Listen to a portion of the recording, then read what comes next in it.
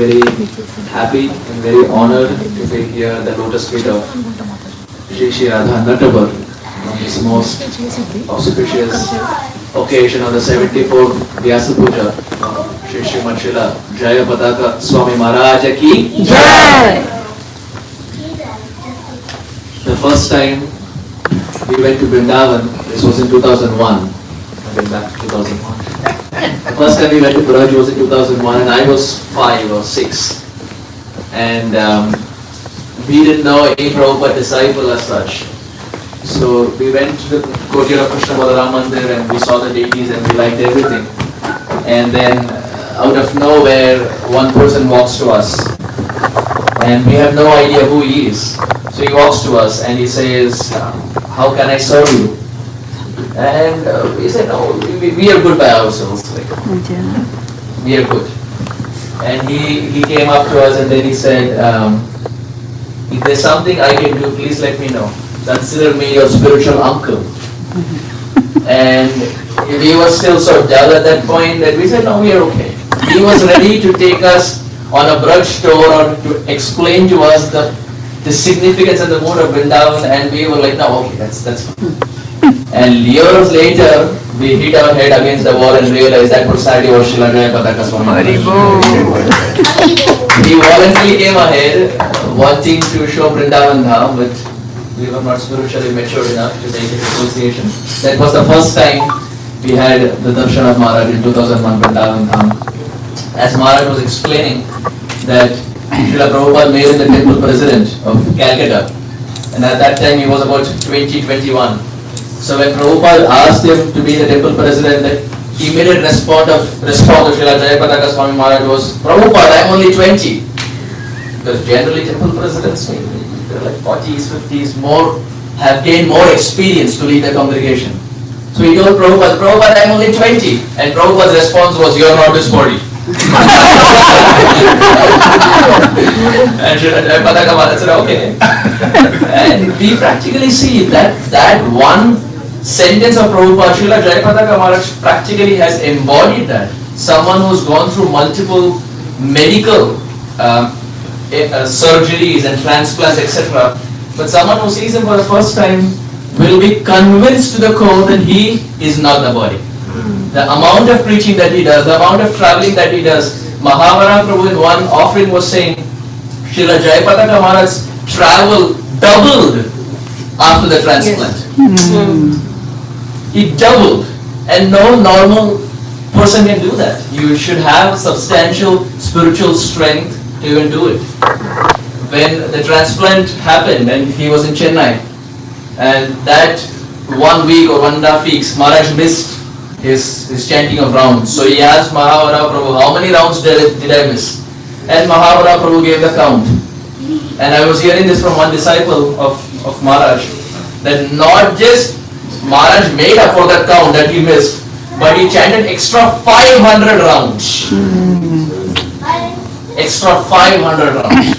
So we can imagine, 16 rounds for us is a big challenge.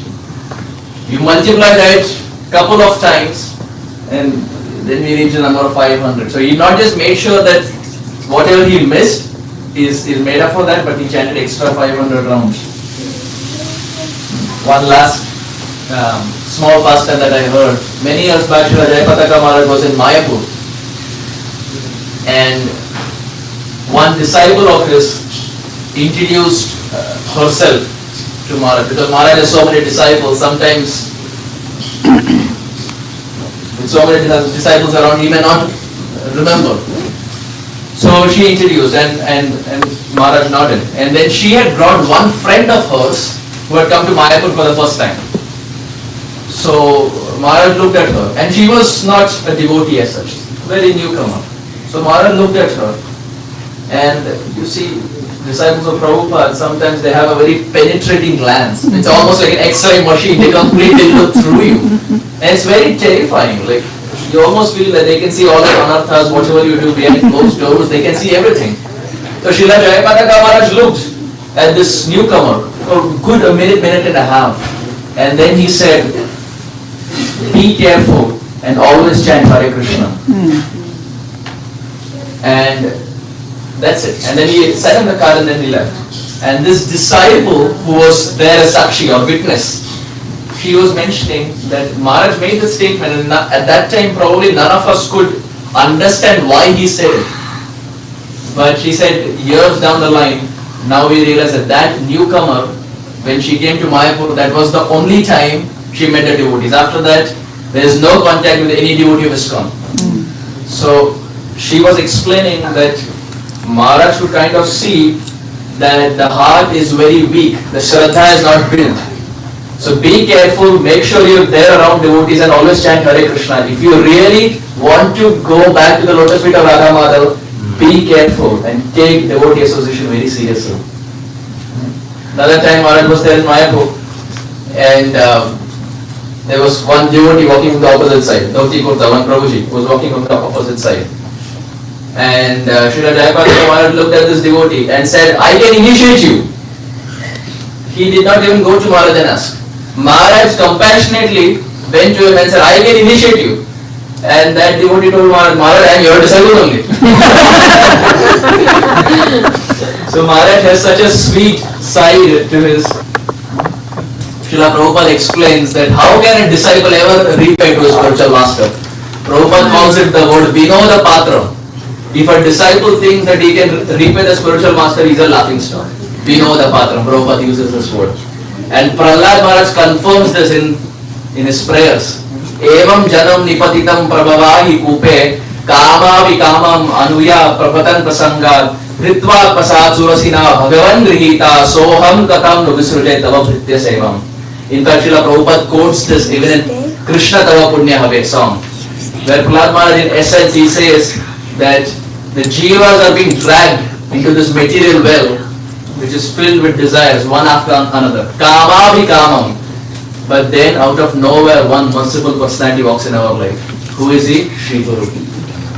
Ritva Pasad Surasina Bhagavan Grihita. He is Bhagavan Grihita. The Supreme Lord has personally sent. Did we have qualification? Probably no. But the Supreme Lord has personally Sakshat Hari. He has sent a representative.